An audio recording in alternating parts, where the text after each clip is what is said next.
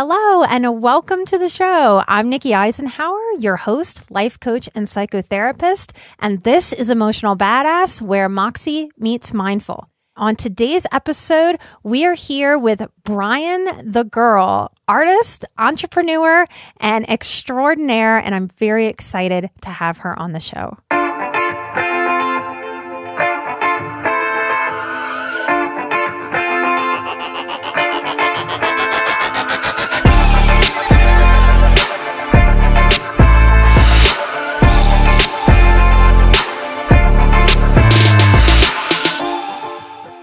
Thank you so much for meeting with us and talking and sharing yourself here on Emotional Badass.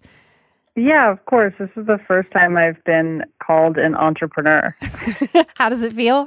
It feels a little strange. I like to have the identity that I'm just an artist working away and I don't deal with any of the business side of things. But of course, that's not the truth.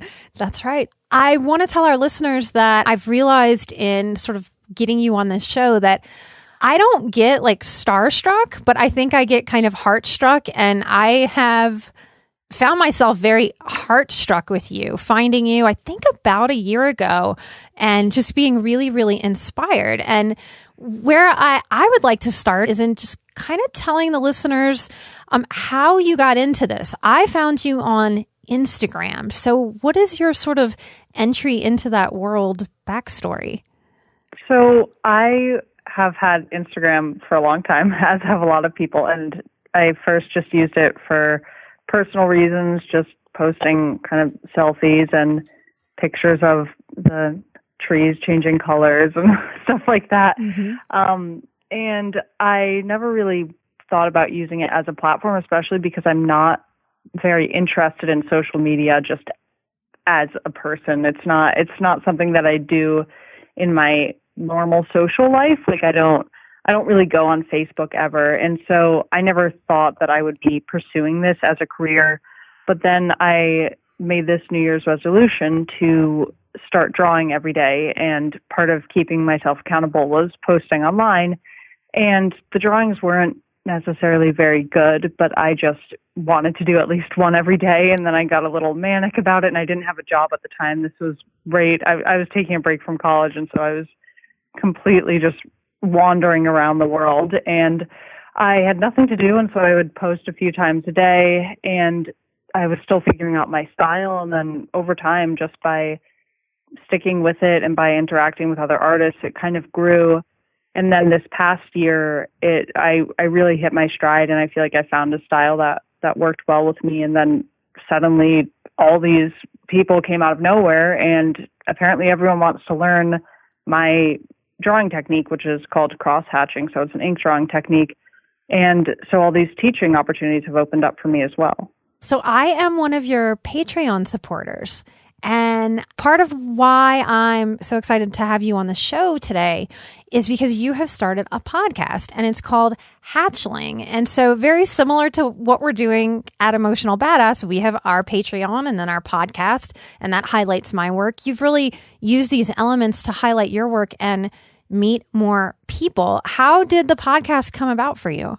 It was funny. I was actually looking through some old photos today, and I found the first logo design I'd sketched out for this podcast, and it was actually a year before I even recorded the first episode, because I knew I wanted to do a podcast for so long, but it's one of those things where you're like, it has to be perfect. You know, I have to be interviewing the best guests, and I have to have all this content. It has to be structured well. I'm going to compose music for it. You know, I had all these grand ideas, and then I realized if I set this bar so high for myself, I'm never going to do it. And would I rather, never make this the best podcast ever, or would I rather just make a podcast? And so I realized I have to do it. And so I got people to send in some questions, and I just answered those. And I think the first episode was something like 10 minutes or something. And just put it together and sort of set a time limit for myself and said, okay, I have one day to make this episode, and then just put it out there in the world. And I figured that I could change things in the future if something wasn't working. But I've gotten a pretty good response just with what I've done now without any of those any of those high production value things that I originally envisioned. It feels very high production. And I think a lot of people just heard you talk. Our audience is in large part highly sensitive people. Many are introverts. Do you identify that way? Are you a highly sensitive introvert? I don't know if I really know myself well enough to identify as anything, but I'm sure other people would call me overly emotional, which I guess might be a synonym for highly sensitive. It is. I'm definitely a very emotional and sensitive person, and I mean, I don't like large gatherings or crowds or anything. I spend most of my time in quieter settings, but I'm not sure I fully understand the term introvert, but I have difficulty applying it to myself because I get so lonely if I'm left alone for more than an hour. I just get really depressed. Like I need to have somebody there all the time. Well, I was asking because so many of highly sensitive people, part of what we struggle with is perfectionism, and how that perfectionism kind of keeps us from launching our really awesome ideas. And I think it's a really cool thing to note because you're bringing it up, how I can't see the perfectionistic idea of your podcast in your head. I just get the product that you've put out there and I love it. And I think so many sensitive people, we limit ourselves because we can't do it as perfectly as we envision. And so we kind of never ever start or go for it. So I think that's a real obstacle that a lot of the listeners of my show really resonate with. So you're doing a bit of healing work by naming your own sort of perfectionistic struggle and how you pushed through. Well, I've also heard people say in that same vein, oh, well, somebody's done something like this before, or there are other people who do this, or this isn't an original idea. And I feel so frustrated by that because it's like, okay, well, then should we just never make anything new ever? And I've stopped even doing market research when I have a new idea, like has somebody posted a photo like this before, done a drawing like this? It's just not worth my time or energy. Good for you. So yeah, lots of emotional boundaries. Like you really do. You hit a lot of what I talk about on this show and how I coach and counsel people, because I think so many of us out there are really, really creative and we just limit ourselves in going for it. I think that's part of why I've been so inspired watching you go for it and really kill it. Like you've been killing it on Instagram. It doesn't feel like that, honestly. It feels like I'm a big failure. Oh, no! Yeah. I'm still sort of trying to figure out what's actually real, what my life is really like, and what I think it's like. And it feels like it's not, like I'm not doing what I want to do. I mean, I'm doing what I enjoy doing, but like I'm not achieving what I set out to achieve. But I guess that's something that I'm going to have to grapple with. Yeah, I like moving the expectation line. Yeah, definitely. I have really high expectations for myself, and I can never meet them, and it's really frustrating. It's especially frustrating when people say, "Oh, you're doing so much," and it's like, well, you don't know what I set out to do. If I set out to do 10 things and I do 2 of them and you're like, wow, great job for doing 2. I'm like, I don't care that I did 2 because I failed at the other 8. Yep. That is another marker of being a highly sensitive person. We put a lot of pressure on ourselves and we have very, very high integrity. And so if we come up with an idea of something that we want to pull off, we really push for that. And we tend to give ourselves a hard time when we hit kind of below that perfectionism or idealized mark. I think you're part of this tribe, lady. So I have noticed in following you that you have a book coming out. Would you like to share with us about that? Oh, man, I have so many projects on the horizon. And the thing is, anybody who follows me really closely, like my friends, they'll point out, you said last week you're gonna be producing a feature-length film. What's going on with that? And I'm like, oh no, I have to delete that post. I try to keep myself accountable by announcing things online, and then it just stresses me out. But the book thing is actually happening. This is an instructional workbook that I wanted to do for a while, but the thing is I didn't know if I was going to do it through Kickstarter or try to find a real publisher, which is just incredibly complicated. And eventually, I just reached out to this little company that makes notebooks, and they also make printed versions of the notebooks where they print onto the pages. And so I had this idea that it could be an interactive workbook. So there would be areas for people to draw what I'm showing them how to draw. And so I've been working on that, and this is the week that I finish the proof and then get it sent off to the printers, and then hopefully next month it's going to come out and I can finally have a physical book to sell people, because I do have an ebook now, but it's not the same. And especially people who are interested in the arts, they like having physical, tangible items. I think we're all kind of hungry for tangible, even though we work in this digital realm. Yeah. I think that's the balance. I think we need that to feel like grounded and real, because so much of this is just kind of in the ether.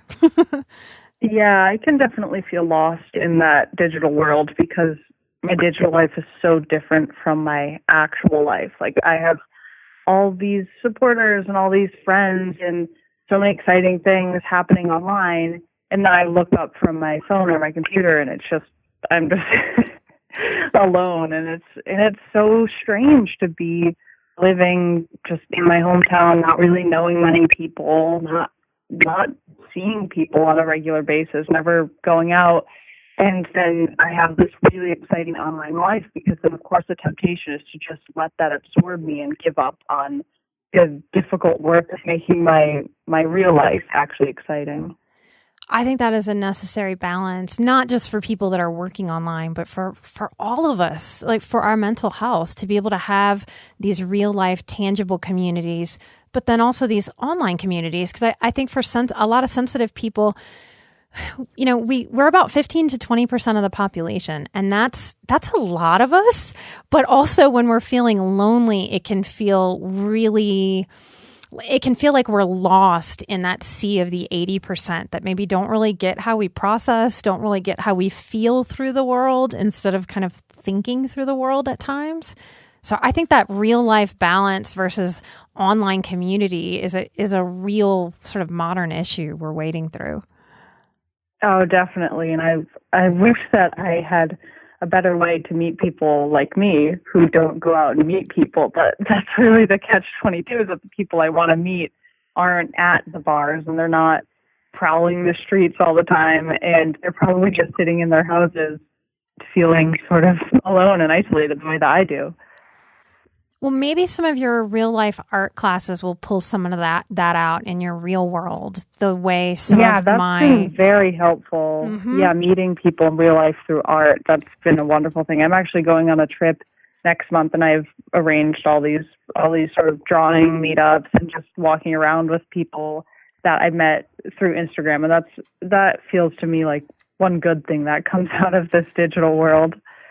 I think that is how they kind of collide, and good can come out of it. I've done one live workshop with highly sensitive people, and it was such a beautiful experience last year to see all those people physically in the room together. The energy of connecting. I know that some bonds and friendships were formed there that people got to take home and keep going. And that's a really, really important piece of this online personality, and putting ourselves out there is really honoring that balance, not just for ourselves, but for the people that are following us, so that we're modeling. So I'm so grateful that you're in the world modeling that real life connecting tangibly, being able to lay eyeballs on each other and give hugs if we want to, needs to be a part of this balance. Yeah, I'm trying to not be just another influencer. I really hate that word, and to me it evokes this sort of just having this perfect facade of my life is beautiful and you'll never be able to have anything like this. And I noticed when I look through my feed, like, it does look really nice and pretty and clean and pleasant, and that's not what my life is really like. So I've been trying to do more mental health advocacy stuff and being more open about my struggles, so that people don't beat themselves up for not having this perfect life that I don't even have. Well, I think you're doing it high five, like clap, pat on the back, like you're doing it. And just like that other perfectionism, it doesn't have to be perfect for you to be doing it. I've seen it. I've resonated with it. Some of my background is that I come from an abusive family and try to use my story and my professional background as a therapist to help people do kind of what you said, realize that we're seeing all these highlight reels, that it's not really real, it's not real life, that we're having this internal balance of figuring out our intuitions versus our anxieties and what it means to be balanced and take care of ourselves in this really hectic, kind of crazed modern world and lifestyle. Yeah, I also have a very difficult background, and I've been hospitalized a few times for just depression, anxiety, and it's something that I struggle with, and I've been in therapy for a lot of my life. I'm actually not in therapy now. I feel like I'm doing better, but not that you have to be doing badly to be in therapy, but it decreases my motivation to figure out the whole finding a new therapist thing when I'm doing okay. So I've had a better control of my emotions recently. But the past few years of my life in transitioning from college to adulthood, which was, I think, more tumultuous for me than for other people, because I actually left college in the middle of it because I had a professor harass me there, and it became a whole Title IX case, and there was I had to have a lawyer get involved, and there was a legal settlement process so I could continue going to school, but then I wasn't allowed back on campus because there was a restraining order between me and the professor, and it was so complicated, and I was just trying to graduate college, and I ended up trying to escape it all by going abroad. And so I lived in Berlin for a year, and that was a difficult experience for me. It was really formative, but just being alone in a different continent and going through all this stuff was tough. And at the same time, I was sort of trying to cope with these emotions through my eating disorder, because starving yourself is a great way to just dull your emotions. And then after that whole mess, then I came back home because I did have to eventually graduate. And so, everybody struggles with graduating college, but my case in particular was so complicated, that transition from being a student, from being sort of a young adult into being a self-sufficient adult. And once I got out of there, I was still processing so much that I was really just an emotional wreck.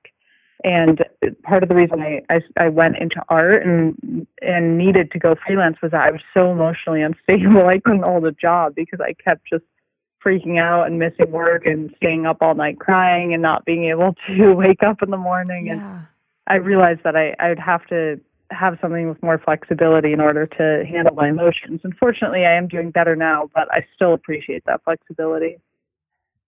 Thank you for sharing this on my show, because this is the important stuff that we need as a people, that many of us have breakdowns and have unstable periods because we're sorting through stuff that really is supposed to make us feel that way when we're dealing with insanity and abuse and manipulation and trying to do the right thing. And it's so hard in the world to do the right thing when we have to face some allegations and make some allegations. Often that's like dropping a bomb into the middle of a situation. So you're helping a lot of people by acknowledging that.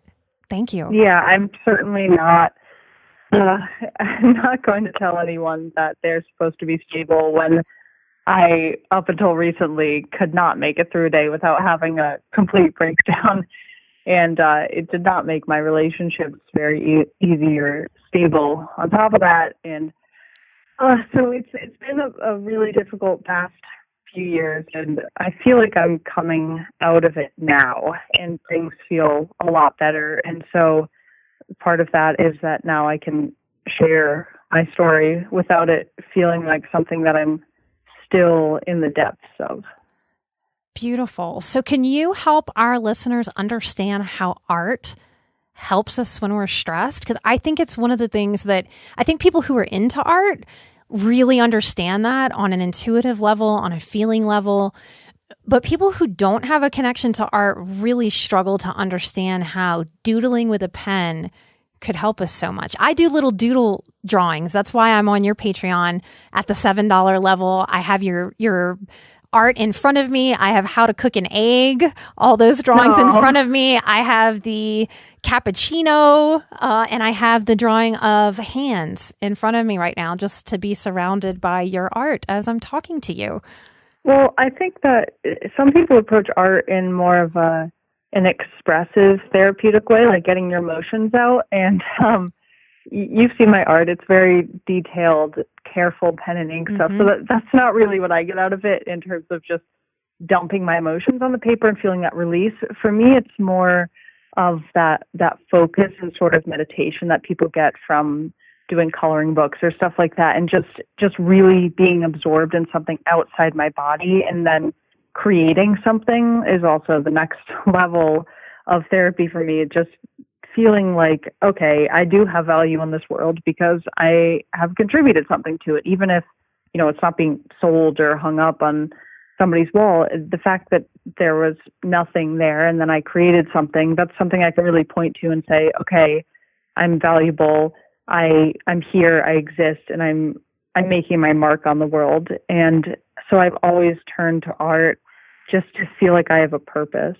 Yes, no doubt. When we study the elderly, we learn that we need purpose as human beings. When we have purpose, we are fortified against depression and anxiety, and our self-worth stays sort of solid and grounded. So absolutely, the way that art helps us create and gives us purpose is such a healing force. Yeah, and I recently have been feeling like that purpose is like it's solid, like it's continuous. And as I've been getting more work and I've been working on these bigger projects, I've just felt that every day. Like I wake up, okay, I have something to do, I have something to focus on. And when I don't have something to do, I feel like I'm just floating, and I need to get used to that feeling. That's something that over time I want to get more comfortable with, just sitting and relaxing, not doing anything, and still feeling worthy. But until then, I do have one solution to it, which is just making things. And for me, that's actually, before I was a visual artist, I was a musician for years and was really pursuing that. And I recorded a few albums, and I actually went to Europe initially with the intention of playing music on the streets, as I'd been doing in New York City. And then eventually I just gravitated towards visual arts. But I've always felt like I need to just be making something just to keep myself busy. And thankfully now I have other people that are encouraging me to keep making stuff. So if my own motivation ever falters, then I have that to fall back on. Oh, yeah. You can always call me. I hope you never, ever stop. I love your work. I love your work. I hope I don't either. I don't know what else I'd do besides art, really. I've tried a few other jobs, a few careers even, and I don't know what I would do if I couldn't use my hands anymore. I guess I would just write about my feelings or something, but I'm not cut out for a real job. I think many of us aren't. I think the amount that we have to give as Americans in particular to working is so out of control. The expectations are, it's no wonder that half or more of the country is just depressed because we don't teach or celebrate joy and living and work-life balance, and that our work should support our life. Our life shouldn't have to support our work. Yeah, it makes me so sad when I read those statistics about the way people feel about their jobs, and that the vast majority of people are unhappy with their jobs. And that's where we spend the majority of our time. Mm-hmm. And so that means that we're dissatisfied with our lives. And so I try to really be conscious of and grateful for my own career, the fact that it really is my life and that it excites me and it's something I care about, and I feel like I'm contributing something to the world. And whenever I've worked a job that doesn't feel meaningful to me, it's like other people can use their grit to get through that and to push through it. And I feel like I'm not strong enough in that capacity. I just break down, and it's a privilege that I was able to say, okay, I'm too weak to do something I don't like, so I'm going to take the time off and rely on my savings and just coast for a while I figure out what I'm going to do. A lot of people could never even take a week off from work because everything it's dependent on them to support people that are outside of them. And I fortunately didn't have that. And so it was really a luxury for me to be able to pursue that. But now that I have it, it's like I can't ever imagine going back. Oh yeah, that resonates with me. I mean, in my own thought process, I process it as it has been divine intervention in my life that I felt so uncomfortable in the typical workforce. Because had I felt comfortable there, you wouldn't hear me on this microphone. I wouldn't have a podcast. I wouldn't be working with people all over the world. I would have never broken out of that working for somebody and kind of feeling like my life force is being sucked out place. So that uncomfortableness for me now that I'm here, I can look back and go, thank goodness the universe held me that way and helped me feel that kind of discomfort. It has forced me into the changes that have sculpted my life in a way that actually truly and soundly works for me. I like that way of looking at it, that it's a positive thing, because at the time, of course, it doesn't feel like that. Like the last job I had before pursuing art was working at a grocery store. And I remember, I think on my second day of being there, it was a 5-hour shift. And I got home from my 5-hour shift and I just came and laid down on my bed and couldn't get up. And then my boyfriend came over and he was like, what's going on? And I was like, I can't move. It's so hard. I'm dying. And, it wasn't my first job, and it wasn't particularly difficult, but just the fact that I hadn't cared about anything I'd done all day, it did feel like you said it was sucking the life force out of you. It just felt like I was literally selling my time. Like I was saying, okay, I will give you 5 hours for $50.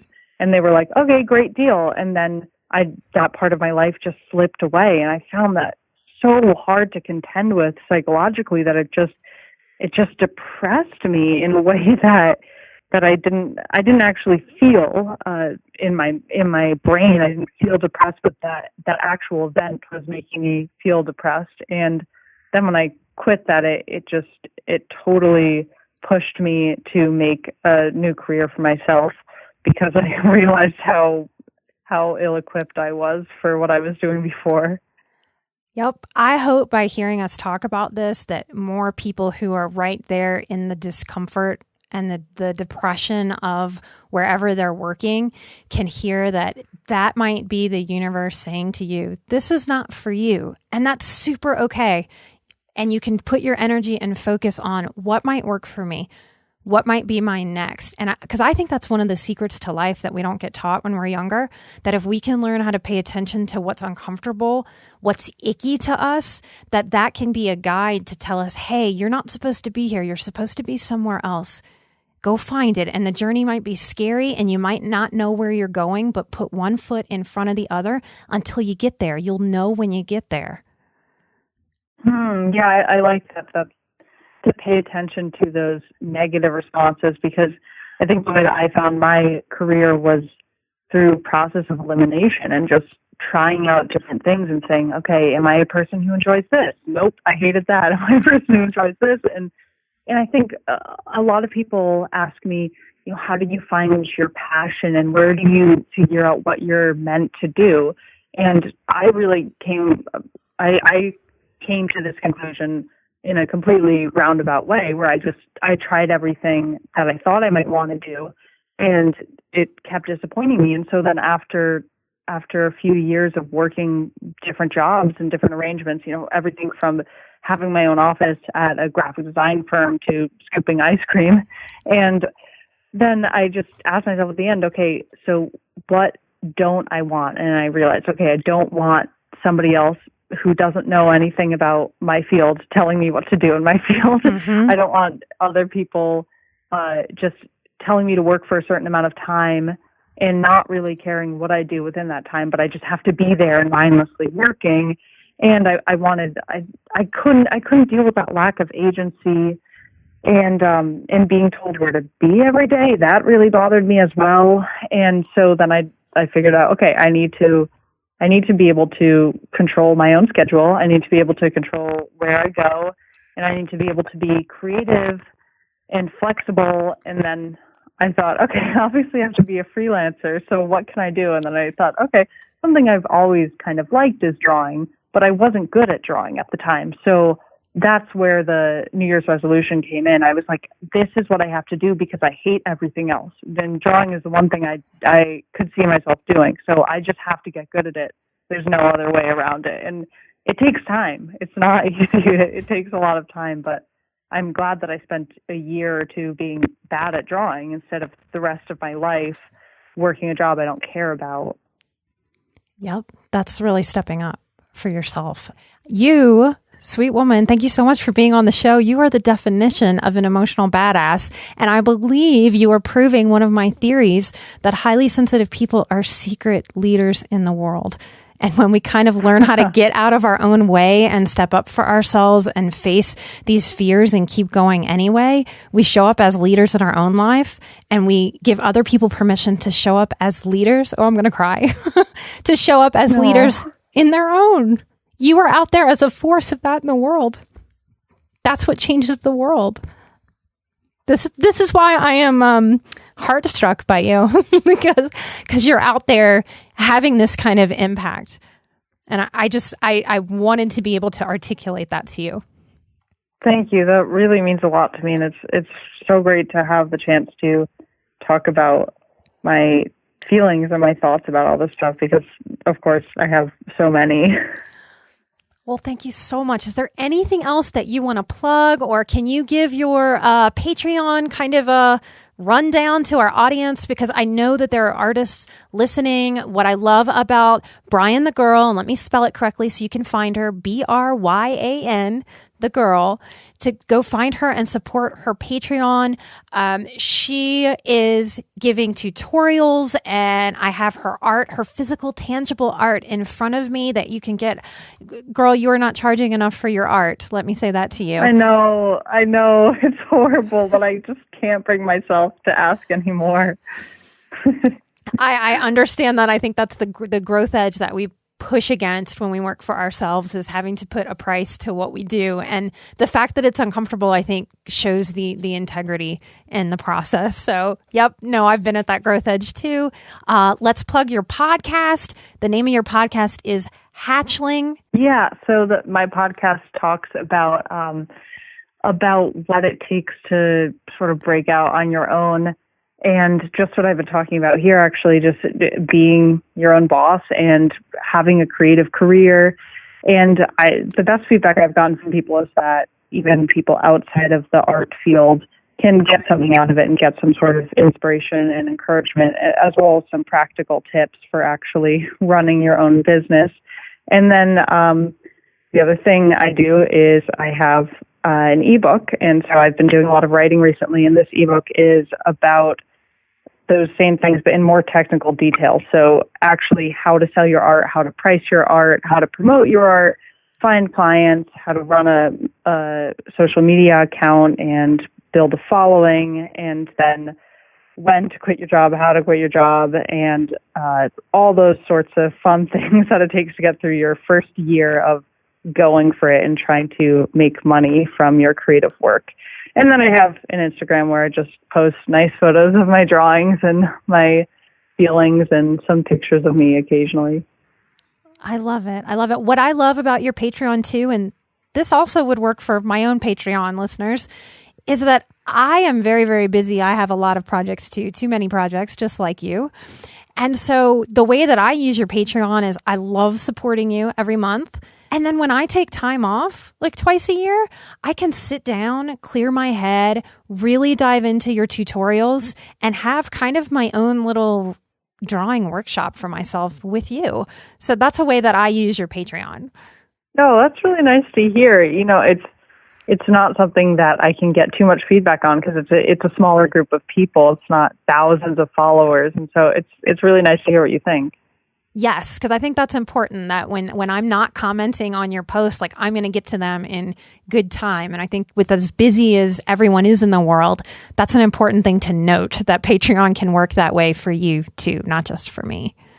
Yeah, it's something to, when you have time, if you're not a full-time artist like I am, yeah, it's something to sort of binge on. Yep, because we do. We now have that word. Like binge used to mean so many other things, and then now we use it for how we consume media. So, yep. Well, now it can be a good thing. Yeah, that's right. I like that. That's a great reframe for that word. All right. Thank you so much, Bryan the Girl, for being on the show with me today. Yeah, thanks for inviting me. Check out the show notes to connect with Bryan Schiavone from Bryan the Girl. Find her on Instagram. Find her lessons and tutorials at patreon.com/Bryan the Girl, Bryan. Find her podcast, Hatchling. Subscribe to it. Give her a 5-star review. If you haven't given Emotional Badass a 5-star review or subscribed, that really helps the show stay high in the ratings so that other highly sensitive people and empaths and survivors can find Emotional Badass where Moxie meets Mindful. Thank you so much for listening to this long interview show. We're going to keep the other episodes shorties to honor your time. Thank you for sharing the show, listening, supporting, and doing the work in your own life to be the change in the world. This is how we change the world one person at a time. I can feel the growth happening. I hope you can too. I am an emotional badass. Bryan the Girl is an emotional badass. And you are an emotional badass. Together, we are where Moxie meets Mindful. Until next time, bye-bye.